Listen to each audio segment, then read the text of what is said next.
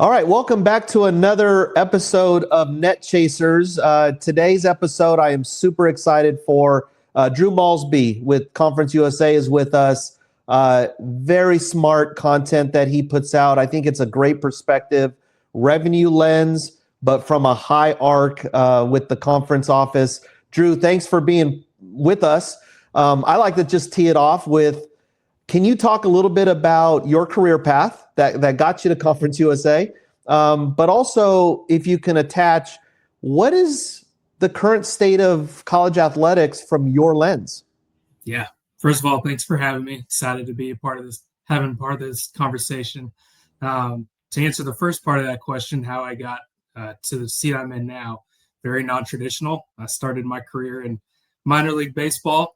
And after my president in Sugar Land retired, I saw an opportunity to join college athletics through Playfly, Aspire. And so took a job with them at the University of Northern Iowa. That led me to Stephen F. Austin. And after the AAD there, transitioned to Louisiana Tech. I was fortunate enough to land this position with Conference USA. So certainly have done all things revenue generation, from ticketing, development, and corporate partnerships to what I'm doing now, which touches a little bit of everything for the conference. So I already forgot the second part of your question. I apologize. No, because your lens is so unique. You know, what is the state of college athletics from not only just the perspective from a conference office, but you've had these stops along the way that you probably understand the changes, the changing landscape. So where are we with college athletics? Yeah, if anybody tells you they know the answer to that question, they'd be lying to you. I think the state we're in right now, it's exciting. I think you kind of see it from two different perspectives. You either see people that are really frustrated and kind of annoyed with the direction we as an industry are going, or you embrace it, which is where I feel like we as a conference and our member institutions are. We're embracing this. We're excited about it. I think long-term, it actually positions us to be better than we ever have been, right? There's more opportunities for commercial partnerships, revenue generation, you name it.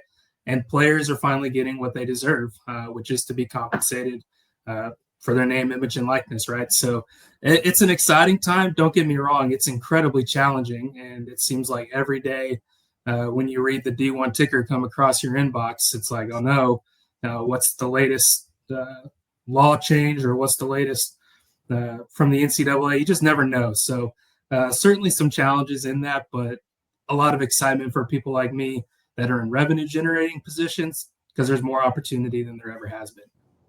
So let's start there with the revenue side. I think you put out a piece that talked a little bit about, revenue generation, but then also spending. Can you go into that and maybe do it from a lens of, what are the big decisions that athletic directors have to make in this landscape from your member institutions, but also what you're able to do from a conference arc? Yeah, it's always, I know you and I joked about this behind the scenes, but it's a lot of people like to have these conversations privately, but there's not a lot of people that are willing to speak about it openly, call it outspoken, whatever it is. I'm not really shy to have these conversations. So I call it for the way I see it. And in my opinion, we do not have a revenue problem in college athletics. And when I say we, I'm mostly referring to Division I, and especially the Power Four, right? So you see all this revenue being generated more than there ever has been.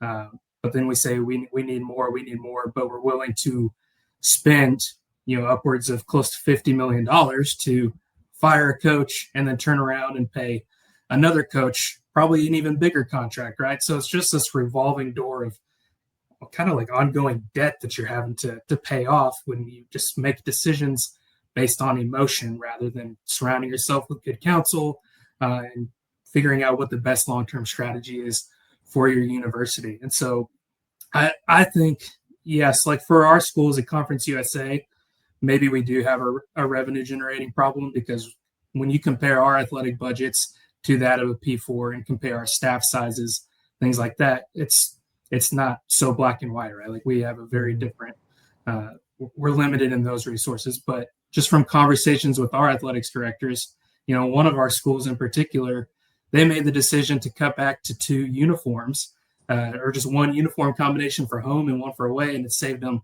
I believe the number was $650,000. So we have athletic directors being very smart and strategic and where they can cut costs before they come to us or their presidents and say, we need more money. So there's so many directions we could go just even on that conversation, but hopefully that gives you kind of a little bit of glimpse into what we're dealing with. Yeah, and so you've had some really good wins from the conference perspective. Can you talk about where does that align with the big picture of alignment, but also some of the strategies of bringing in corporate sponsors or the revenue that can help the overall landscape of your membership? That's a huge responsibility on your part. So can you talk a little bit about what you've done to propel Conference USA into really a group that is untouched with everyone below it? Yeah, well, first of all, it's never just one person, and it's certainly not me. We are fortunate to have a commissioner that has been in Conference USA for a long time, and she's given me kind of a blank canvas to just go out and start fresh with Conference USA when I took this job close to 2 years ago. So we have a ton of opportunity here, but we also have, we're governed by the board, the university presidents, and they're very clear in what they want and expect from us. There's certain categories we just can't touch, right? Like even though there's I think I just saw it this morning, like it's going to be passed that athletes and staff can now or bet on pro sports, right? That doesn't mean our board's just going to say, yeah, go do a deal with BetMGM or Prize Picks or whatever. We still have to kind of protect some of that integrity to an extent, and we don't want to over commercialize our brand by any means. But what we have done and where we have seen success is some new partnerships like that aren't just your traditional sponsorship, but they're more of a revenue share model. As an example, we partnered with an organization called Victory Snacks. They do custom branded snacks, beverages, think of beef jerky, chips, you name it. So they go to one of our schools, call it Florida International, for example. If you want to do like a custom branded Panther beef jerky, as an example, anytime you sell that in a 7-Eleven or any type of C-store, like all that gross revenue on a quarterly basis, a cut of that goes back to whoever that member institution is that did a deal with Victory Snacks. So it's not only generating revenue for the conference, but specifically for those member institutions who opted in to do that. So yes, we still have our title sponsors. We're extremely excited to have Air National Guard come on as our title sponsor for our football and basketball championships this year. It's huge. But at the same time, we also need these unique partnerships that are way off the kind of the beaten path from what we've ever done before. Now, you brought up, men's and women's basketball, football.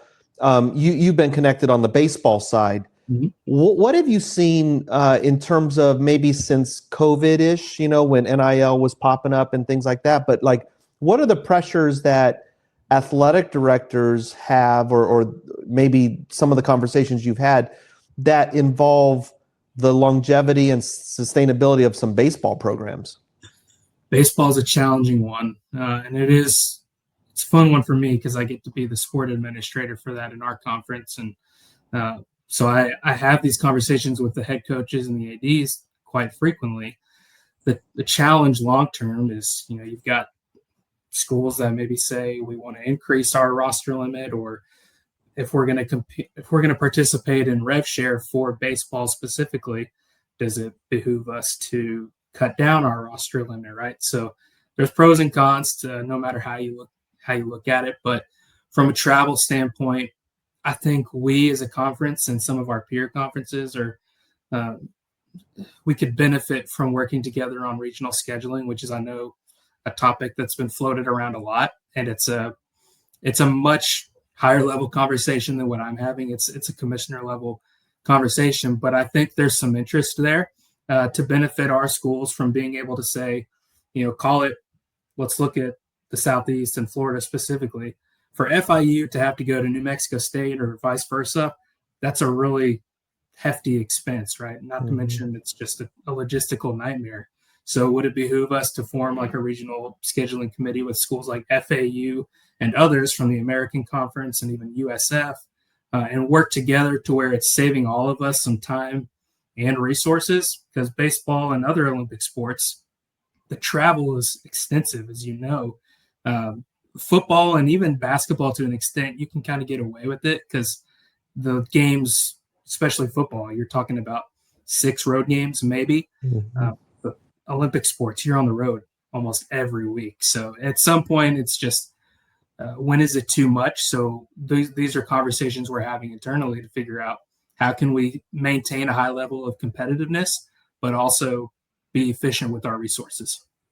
Now, in terms of corporate partnerships, Mhm. collaboration with businesses or entities, obviously there's a sales component, Mhm. but what are you seeing in terms of trends with some of the Olympic sports? Like, what are the Olympic sports that we're not thinking about that really have a high trend line because the investment is pouring into them? Yeah, the one that I'm excited about is golf. So we've been trying to figure out ways since our conference office is headquartered in Dallas Fort Worth. We are moving our women's golf tournament to uh, to Frisco, right in our Mm. backyard. And so we just got our first ever title sponsor for our women's golf championship, which is exciting. There we've never really put, I don't want to say never, but there hasn't been a huge focus on one, women's sports in particular, but two, just our Olympic sports outside of baseball, maybe softball.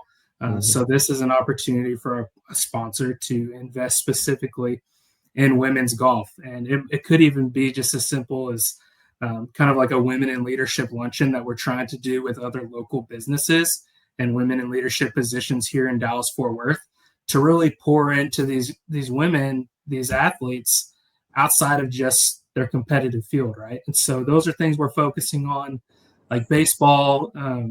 We've had title sponsors there before because baseball's high visibility outside of football and basketball. It's probably the next most visible sport that we have. But I'm pushing more emphasis on volleyball because there's a lot of growth in that sport. And surprisingly, women's bowling.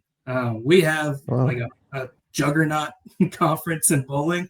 Uh, I don't know the numbers, so I'm not going to butcher it, but we consistently win the national championship in women's bowling. I think of like the top 10 that came out in the preseason poll this year. I think we've got like 8 or 9 of them. So very strong women's bowling conference. We've seen some interest in brands that are just like Go Bowling is one. I've seen them in NASCAR, and I'm like, why not partner with bowling? So trying to engage them. But yeah, just I think to kind of sum it all up, there are specific brands and categories interested in Olympic sports, but a big focus of mine is trying to find something to help us really elevate our women's sports platforms in general. Yeah. So I want to kind of dive into just, your job and your day Yep. to day.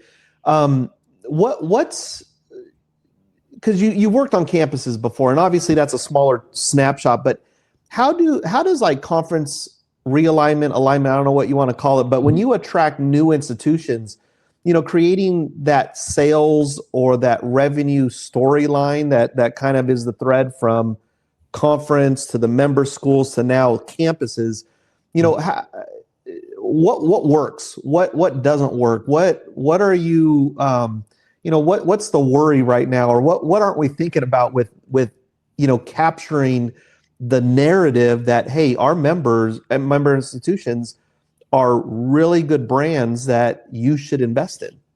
Yeah, when I figure out the answer to that, I'll let you know. It's I'm still learning, and I probably always will be learning in a role like this.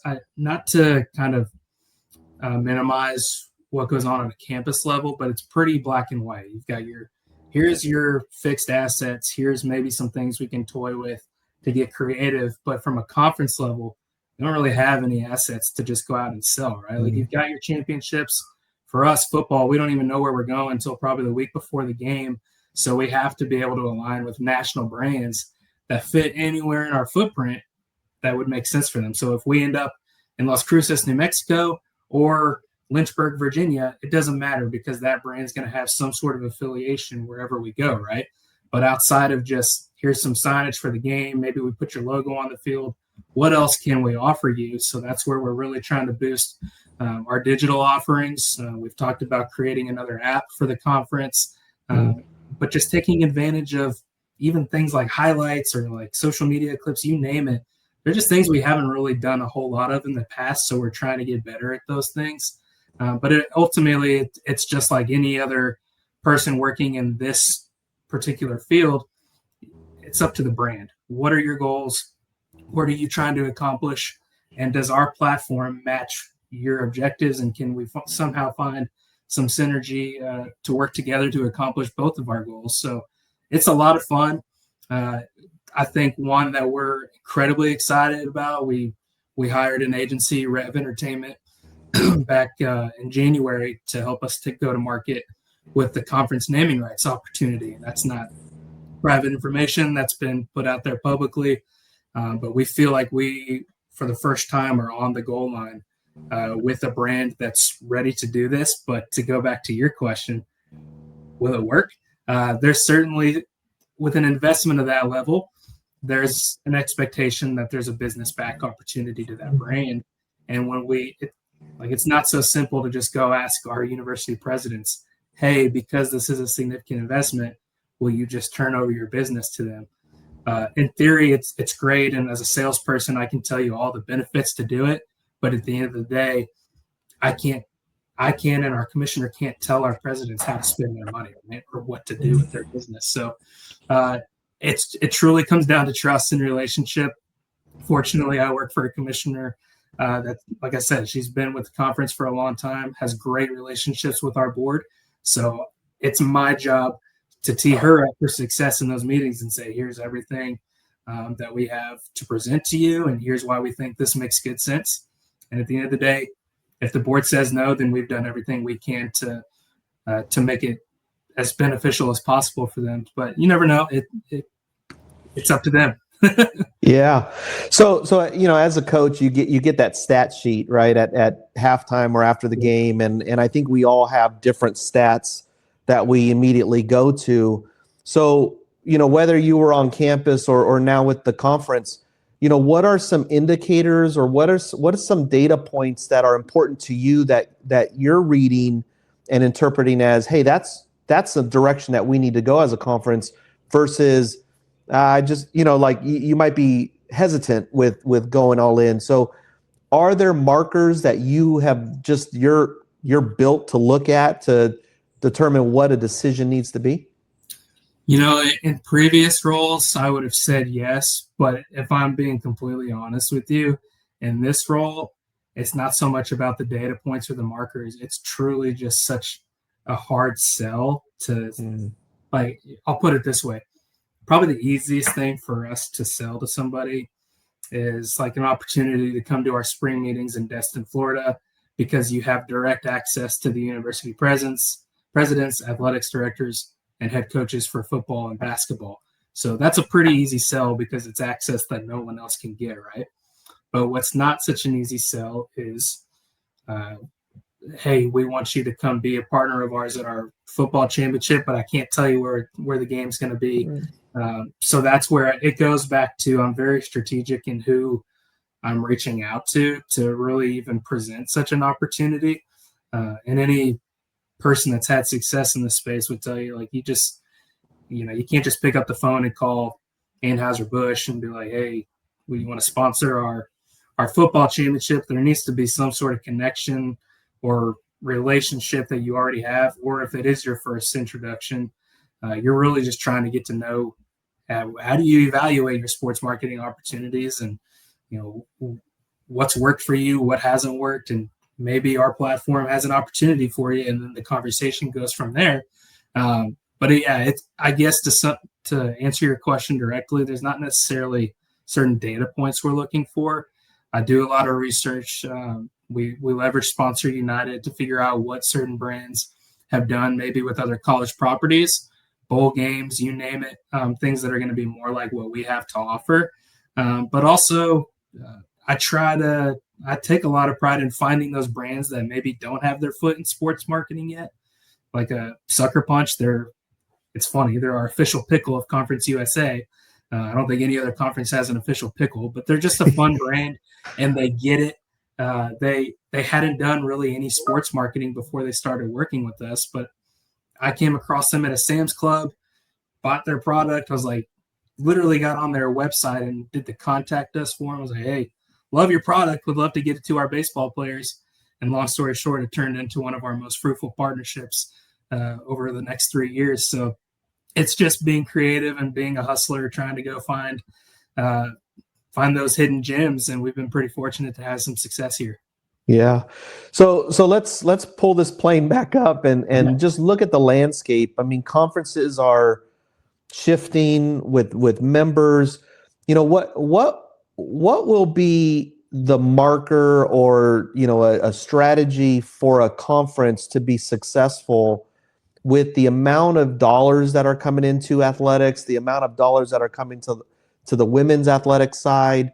How does a conference sustain itself with this changing landscape? Certainly don't think it's one thing. I do selfishly think revenue plays a big part in this. And it's not just, I'm not talking just about from a distribution standpoint back to your schools, but when we talk about revenue share, specifically for football and then men's and women's basketball, I'll mention like the American. They came out when House settlement was passed and said all of our schools are going to be required to contribute at least $10 million in revenue share. Now, I don't think it has to be the same across the board. Like one school might say we're giving all $10 million to football, and one might say we're going to break it out across 4 sports. I don't know. But for our schools, we hadn't had a certain threshold. We've talked about it. And I think we're close to figuring out a solution for what our minimum is going to be. But again, it's not like you can just go say, hey, we're going to contribute $5 million across the board to revenue share and wave a magic wand and say, we've got $5 million. You have to go find it, right? So that's where there is kind of a lot of weight on my shoulders to go out and raise those dollars to help get it back to our schools in distribution. But at the same time, the schools have their own individual responsibilities, and they've got their rights holders with either JMI, Van Wagner, Learfield, you name it. So they're out there doing their own thing, raising their own dollars, but there is a responsibility from us as a conference office to help raise some of that revenue for them. At the end of the day, that is my job, to raise those dollars so we can be more competitive in the sports that we really feel like we should be more competitive in. So it's probably not the most direct answer to your question, but I do think it plays a big part. No, I think it's great because, you know, as a coach, you know, you're communicating with the conference or your sport liaison, right? And you understand the pulse of your sport, but you know, I don't know if anyone's lifted the hood up and said, hey, look, you know, conferences have their own things going on, and we have to be aligned. Where's college athletics going? Now, obviously football is football, and you know, talk about all the groups, the different groups and whatnot, but where will the conferences be? Where will college athletics be? Obviously, NIL, we're in our 3rd wave of what that looks like. But, you know, what should we be preparing for? You know, you're in revenue generation. Mm-hmm. That's going to matter. I don't know if it's ever not going to matter, right? And so where are we heading? What should we be thinking about? What should member schools, coaches, ADs kind of be mindful now so that we could put ourselves in a strong position, you know, 5, 10, I don't know if there's a time frame, but in the future? Yeah. It's a great question. And it's certainly one that you're going to get so many mixed opinions on this. I'm a believer that there should be, and again, this is my opinion. This is not necessarily the opinion of Conference USA, but I am a believer that there should be some separation from the Autonomy 4 and the Group of 6, call it. I think from a competitive landscape, again, you go back to those athletic budgets of, call it an Ohio State or University of Texas, compare that to a Middle Tennessee or a CM Houston, it's just not a fair fight, right? So the former athlete in me says, I want to compete for a championship at the highest level, whatever that is. But the other side, and this is one of my former athletics directors, kind of got me to think more about this as well. What is the goal as a student athlete at the end of the day? And what is our goal as administrators? And it's to put them in the best possible position to succeed. So maybe for our schools, to give them more chances to be competitive and win championships, it's probably more realistic for us to do that amongst the group of 6 as our own kind of entity than it is to do that with all these other schools in the Power 4, right? It's hard because I see the other side of that, and I'm like, man, I love the Cinderella story. And we had a school in Liberty go to the Fiesta Bowl a couple years ago. Granted, yes, we lost to Oregon, but that was so exciting to see one of our schools go compete in that game. And you always want that opportunity for your members, right? And for basketball, it's so common to see those Cinderella stories in March Madness. So you want that, but again, the other side of that is you want more opportunities to win championships. So I think it might make sense to kind of form our own playoff system, not just for those sports, but probably for all sports, if I'm being honest. So I think that's an honest conversation that's going on right now. Not saying that is what's going to happen, but I think it could. And I also think, as you've seen from my LinkedIn post, private equity is coming. I think, the Big Ten is the most notable. The Big 12 and Commissioner Yormark has said we're not entering that space, and he's got his reasons for it. Even we've been approached by private equity. It's a much different kind of offer, but you have to entertain it. When there's cash just coming at you, obviously it's appealing because it does help us with some of those short-term needs. But long-term, if you talk to anybody in that space, it's almost just kind of this revolving door of debt. Yes, there might be another private equity firm that's willing to come in and buy that debt, but it just accumulates and accumulates. So I get why it's appealing, but it's probably not a fit for us right now. But I guess the best way I can answer your question is where are we heading as an organization or an industry? I think you're going to see some separation. That's just my opinion. I truly think, at least from a football standpoint, you're going to see that super conference people are talking about. And I think you're going to see some regional scheduling initiatives amongst other conferences to, one, there's financial incentive, but two, it makes sense from a regional standpoint. And I know there's also the talk about forming kind of a combined media rights opportunity. That one I feel less optimistic about. I certainly understand that conversation. But again, in my opinion, I don't think that's going to form anytime in the near future. Now, so let's unpack that just a little bit, because obviously you have the Power 4. I think everyone understands the Power 4, why we even call it the Power 4. And then the group of 6, but then like the non-football conferences or schools, is that just the next tier down that would form in your eye? Like if this was your wand, right? You're like, hey, let's think about revenue. Let's think about sustainability. Let's think about all this long-term success and dollars. Would it be this kind of 3-tier system within, I hate segmenting, but Division I at least?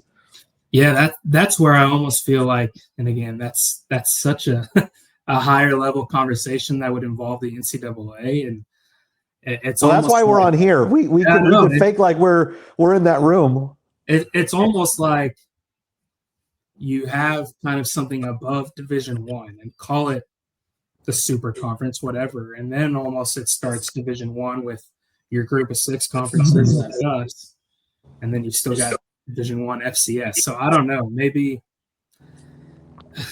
you go to 4 divisions. I don't know. Yeah. Push us back to Division II. I would hate the sound of that, but I don't know, man. There's so many directions this could go, and you see lawmakers and the government getting involved in this now, which again just makes things messy. But I think we're on the right path to getting some structure to all this and putting up some guardrails. But it could just go 100 different ways. So I don't know. I think there will be separation. That's about the best I can give. So I think it's a case study now, but we've all seen how the Pac-12, with the media, rights that they were wanting. There was obviously a breakup, and now that you have it, and I don't even know. I know we have to call it the Pac-12, but like it's just a new landscape or new look. So where does that like change of identity, new member, like a completely new membership, like how would you approach that in terms of getting in front of sponsors, businesses, private companies as an opportunity, as opposed to, okay, we're, Pac-12, new Pac-12, so how would you take this to that next level? Yeah, I can't necessarily speak for them, but I can speak for us given the amount of realignment changes we've gone through as a conference. And granted, I'm in year 2, right? And so even just in my time here, we've welcomed 3 new members. We've got 2 transitioning out soon, and then a baseball affiliate member transitioning out to the Pac-12. So I'm having these conversations right now with brands, and even as we talked about the conference naming rights opportunity, it's a huge part of it because a lot of the kind of the number we've landed on is dictated by the number of members in our conference. Now it can fluctuate, but I think our commissioner would tell you, because I think she's said this publicly too, she's pretty content with 10. She likes that number. We like that number. Can we expand on that? Absolutely. Will we? I don't know. There's always, and there's a committee that's dedicated to that. Like they pour into that. They're looking for schools that could enhance the brand of Conference USA and contribute to the conference, right? But again, I'm not the one that makes those decisions. I can certainly provide my input to the commissioner and to that committee, but take it for what it's worth. So when we're taking this to brands, we have to understand what our identity is, regardless of when UTEP and Louisiana Tech leave to go to their new conferences. What does that leave us with, and who are our core members? And frankly, I think the members that are staying with us, that's the group we want, right? Like that's the core members that are so invested and so optimistic about the direction we're going in as a conference. They're all in, right? And that's what we want. We want the members who are going to be all in with us. And so that gives me the confidence to go to a brand and say, yes, realignment never sleeps. Could we lose somebody tomorrow? Absolutely. Sometimes that's out of our control and we don't even know. But at the same time, we can control what we can control. And here's the group we're moving forward with. And here's why we think it makes sense to partner with us. I think the example you gave with the Pac-12, sure, if I'm in my role with them, I could that's an easy sell in my opinion, because there's a lot of optimism. You got some new exciting brands coming into the conference, but at the same time, I got to be careful with what I say here, but you got to know your identity, right? So it depends on who you ask. Where does the Pac-12 fall into the Division I landscape? Are they a Power 4? I don't think so. Are they a group of 6? Probably so, realistically, but they're not going to tell you that. So you just have to understand who your identity is. And for them, they're going through such a core change right now. So I don't know what that messaging would be for them, but we know who it is for us. Yeah. So, our off season is always summer, I think, for athletics, right? It kind of dips. So what does your year look like? Like how do you go from, the summer to then you have your fall sports driven by football, maybe a little bit, Conference USA is kind of owning the weekday games. Is that safe to say? Yeah, weekday seasons. So like, and then you go into the basketball seasons this spring with softball, baseball, and all the other sports. So, how does that arc, or that maybe it's a uptick of just the talking points, the revenue, the outreach, the partnerships? What does it look like for you to allow Conference USA to grow throughout the season? Yeah, it's a great question. And ultimately, what I've learned over the course of my career is it's not necessarily our schedule with Conference USA. It's about finding out when the fiscal years are for the brands, right? Mm-hmm. So, I know for insurance categories, like when their fiscal year starts, and there's some brands I'm engaged with right now because the first week in November is when they're deciding the future of their sports marketing for the following year, right? So it's more so understanding the brand's schedule than it is our own. But on the same token, for some smaller things, like smaller investments, like if you say, hey, we need like some local community sponsors for a baseball championship, and say we're pitching a $5,000 deal, it's much easier for a brand to commit to that like on short notice. Whereas if I'm going to somebody asking them for a 6-figure or 7-figure investment, we need that long runway to really so they can plan and budget for it. So my day to day, it kind of depends, like based on the season. Everybody thinks summer is like when we get to take a break, but for me, summer has been my busiest time at Conference USA. There's a lot of conferences. NACTA is a huge convention that you might be aware of. That was in Orlando this year, and then in Vegas next year. That's huge for me. I go to NACTA every year because purely networking, and it's great to learn from what my peers are doing, but also I'll just set up meetings with some of our brands that are going there and try to figure out paths forward there. So probably the slowest time of year for me, it's going to be December. We do our football championship. That's not for all of our staff, but we do our football championship, and then we go into the holiday break, and then I get ready for baseball season because I'm the administrator for baseball, and planning for basketball championships, huge revenue generator for us. So I try to take a little bit of downtime in December, but the rest of the year, you don't sleep. Yeah. You don't stop. Now you talk about NACMA and just everything's coming in. So what are your maybe 2 or 3 hot takes that you've heard from the grassroots level and just that's resonating? But like what are these things that like we got to talk about this stuff? Yeah. Hot takes. I mentioned one, private equity. I think that's really the big one right now. Gosh, NIL and rev share is always a hot topic at these things as well, because we partnered with the Link U, and they do a tremendous job of like they can manage your rev share. Yes, they've got a GM software that they use, but they also are one of the only ones that I'm aware of that have a revenue generating platform as well. That doesn't conflict with your rights holder. So like they can go onto the campus of, I don't know, call it Jacksonville State.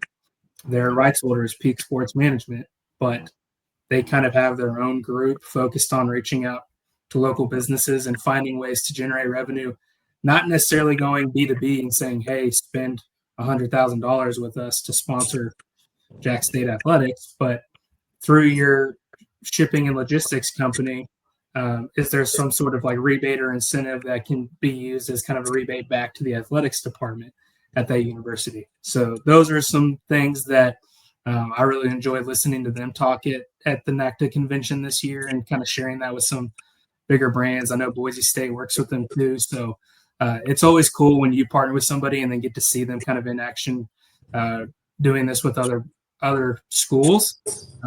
But just like that's probably the other biggest challenge of my job and my day-to-day is finding those brands and groups like that can provide some unique value to our members. We have these bi-weekly athletics director calls, and it's not uncommon for me to be like, hey, I'm giving 15 minutes to this group to basically make a pitch to you of why it makes sense for you guys to work with them. Like it could be an insurance company providing NIL insurance. So call it, you've got your superstar quarterback that you're paying $50,000 to in our conference as an example. What happens if they get injured on game one?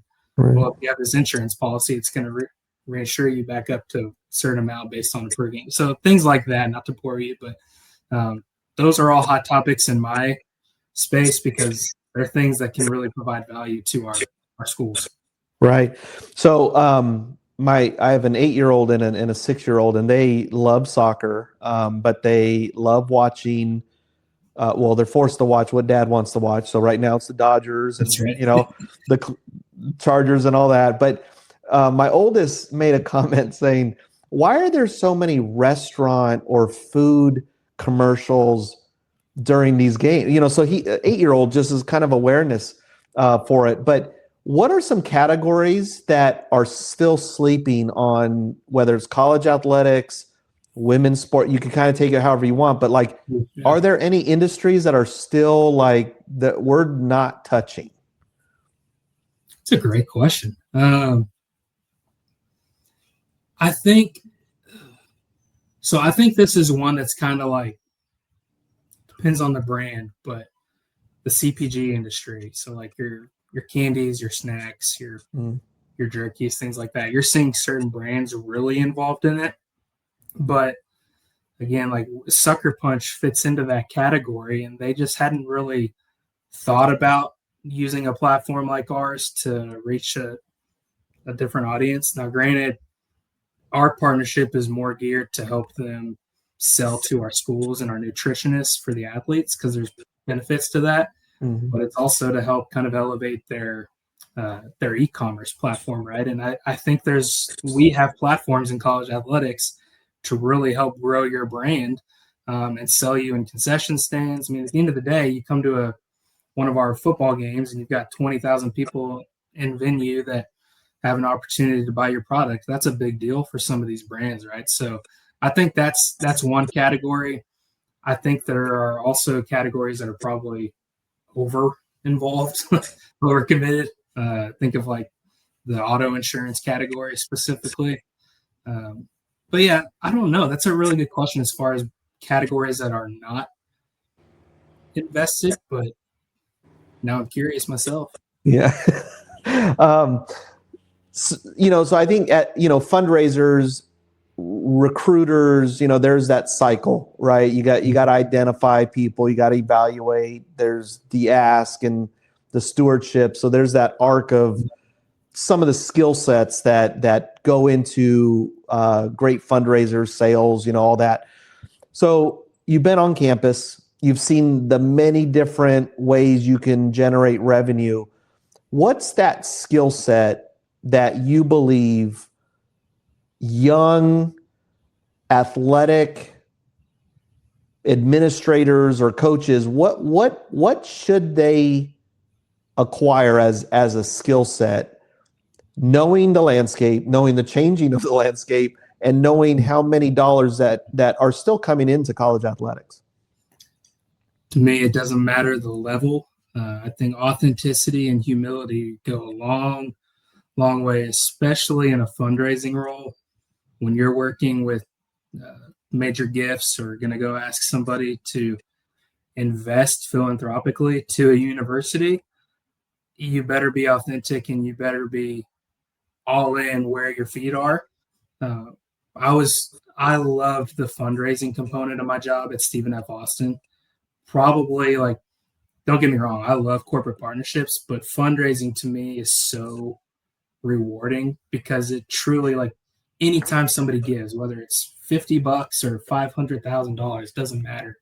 You feel like that person is not just giving to the university, but they're giving to you in a way because you're the one that solicited that donation. You were the one that went and sat with them in their seats at the football game when it's 100 degrees outside, and you were the one that took them to get a cup of coffee or go to their daughter's recital. I've done all those things, right? But I do those things because I want them to see the person they're going to have coffee with is the same person that is asking them for the 500K. So that applies to ticket sales. It applies to corporate partnerships. Just be authentic and don't be arrogant and cocky, man. Like I see so many young people come out of college and they want to go from college to being a CEO so fast that they can't even understand how to sell a $50 ticket to somebody because that's already below them. So do the work. You're not above it. Just be humble and be authentic, and I think that'll carry you. I love that. Well, Drew, I got some. We've stumbled upon kind of a lightning round at the end of these podcasts. So, but before I go through those, I just want to acknowledge, for anyone who is not connected to Drew on LinkedIn, I think you should. I think your perspective. We talked about kind of that line between being on campus and now being, where you're at now with Conference USA. I think more people need to be having the conversation of how do we all move this thing forward so that in the end, student athletes can still be student athletes, achieve everything that they want, but that we retain the great talent that we do. So I just want to acknowledge that, like, I think you're putting out some great ideas, and it's forced me to think, and I've commented on a few of them, but I think it's amazing. So I just want to acknowledge that I think the conversation you're having is perfect and so in tune with where it needs to be. What's so lightning round?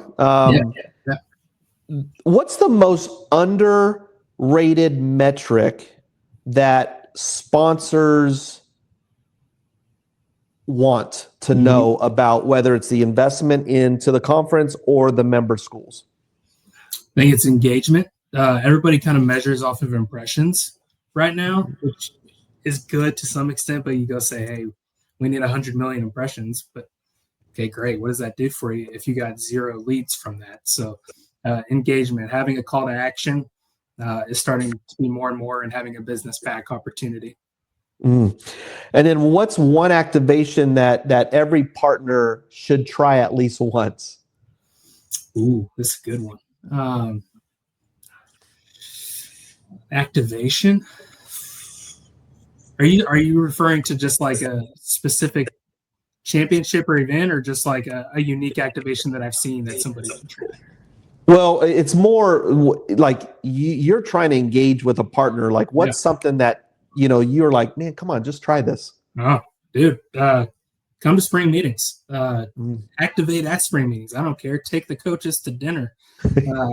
It's amazing how little of an investment we ask for a spring meetings partnership, and the access you'll get, even if you don't sell anything like there.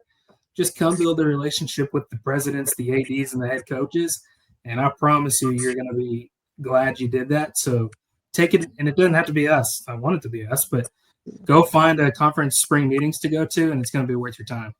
Yeah, that's good. Now, we talked about this, about your dialogue and conversation that you're having. So what, you're in a lot of conversations. So what is something that you had to change your mind on, and why? Oof. I've touched on it a little bit, but I think I've had to change my mind on the restructuring of college athletics. Like I said, competing at the highest level, maybe it makes sense to compete more with your peers that have similar resources to yours. So that's probably the big glaring one. Yeah. Just having more opportunities to compete for championships. And the last one, which we usually do with everybody, the future of college athletics is blank because blank. The future of college athletics is exciting because we have really innovative people putting in the work right now. That'll probably be my take. Love it. Well, Drew, I appreciate your time. Thank you for all that you're doing, especially with the conversation of college athletics and the future of college athletics. Like I've stated, I think it's very smart talk and deep dives into areas that we might not be thinking about. So I appreciate what you're doing. To all of you, thank you for taking the time to listen and watch. A new episode of Net Chasers drops every Tuesday, so be on the look of that. So thank you very much, and we will see you out there.